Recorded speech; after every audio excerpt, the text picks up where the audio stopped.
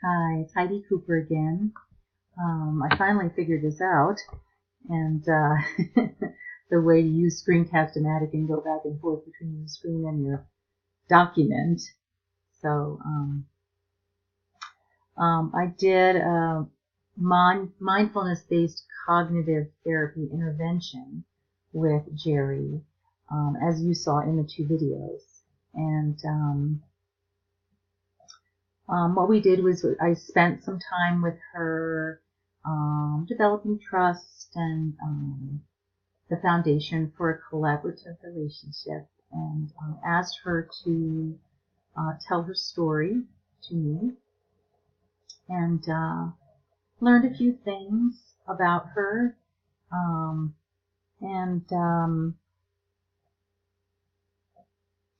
One of the things that I learned was that she wanted to talk about her three daughters. She thought it would be easier to just call them daughters,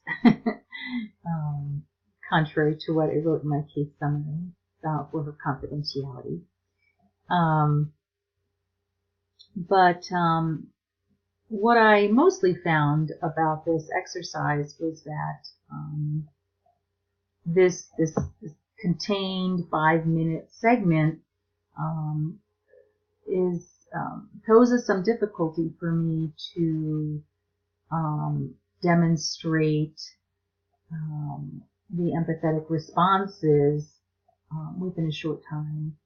One of the things that I hope you'll comment on is my ability to connect with empathy, respond with empathetic responses, with reframing, because I feel like I can do that well. It's one of the ways I can use myself, i.e. use of self, but when it's within a short period of time, I can't really think quickly, and I'm working on that. So I'd love to hear what you think about my responses.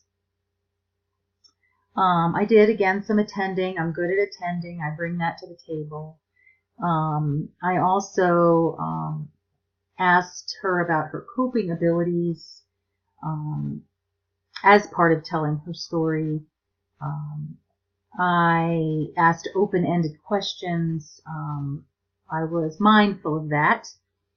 And I wanted it to be a strengths-based intervention, so I made sure to ask her about her experience with mindfulness. As I said in the introduction, I was aware that that was part of her history. It's a tool she has used, but in this period of time, for what she has come to me for, I wanted to highlight that as a strength and begin to show her her bag of tricks, her bag of tools, if you will, her strengths in addressing her own needs and problems. So that's really all I have, and that's been 3 minutes. So I also wanted to share with you some of the literature I used that was really, really helpful.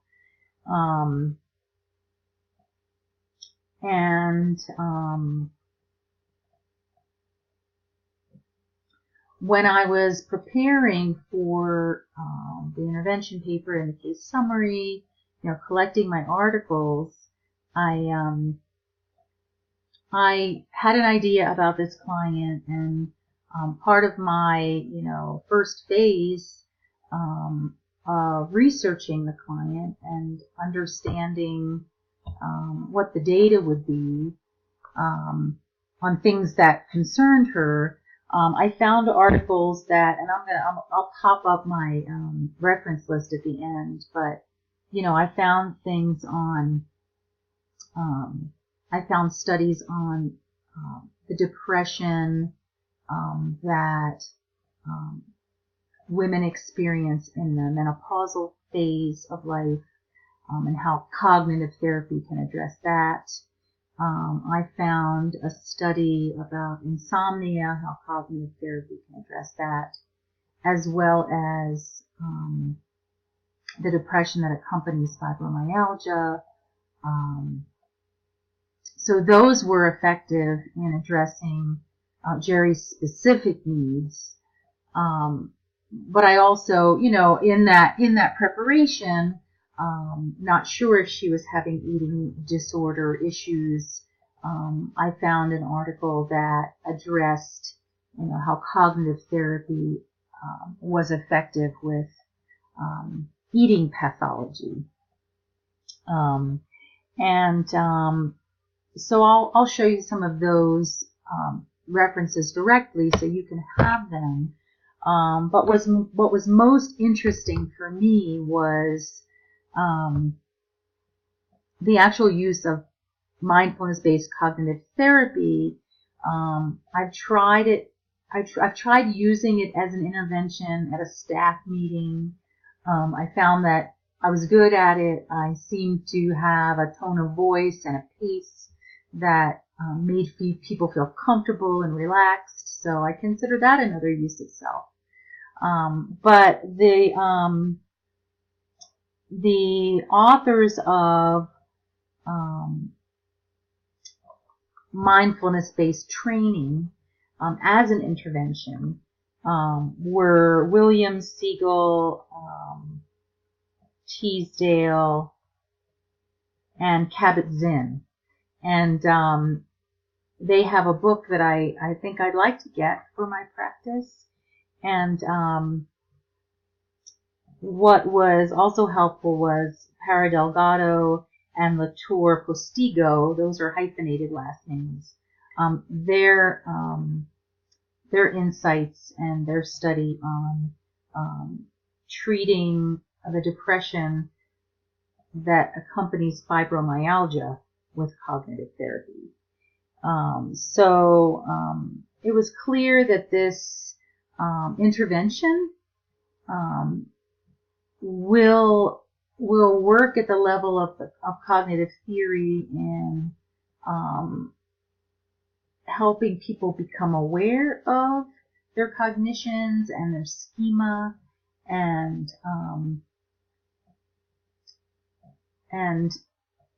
not necessarily alter them, but become aware of them and be able to let them go and accept them. Kabat-Zinn, William, Siegel, and Teasdale developed this mostly as an intervention to prevent relapse of depression. They talk about having a new relationship with your sadness so it doesn't become full-blown depression. But it has also been used with anxiety and insomnia, and I'm linking it to the depression that comes with fibromyalgia. So let me click here real quickly and show you my references. So here are the ones that were key for me. Here is the mindfulness-based therapies for menopausal depression. Here is the treatment of insomnia. And here's the Para Delgado and Latour Postigo, the treatment of fibromyalgia. And this was a great video by Siegel, one of those authors that developed MBCT. I think you'll find it very helpful. He talks about what the whole goal was and how MBCT can be used. And lastly, here's the book, The Mindful Way Through Depression, Freeing Yourself from Chronic Unhappiness. So I think I'll get a copy of that from Amazon. But thanks so much for taking the time to listen to all these pieces and to view them and give me your feedback. I look forward to hearing any of your feedback, any and all. So thanks so much.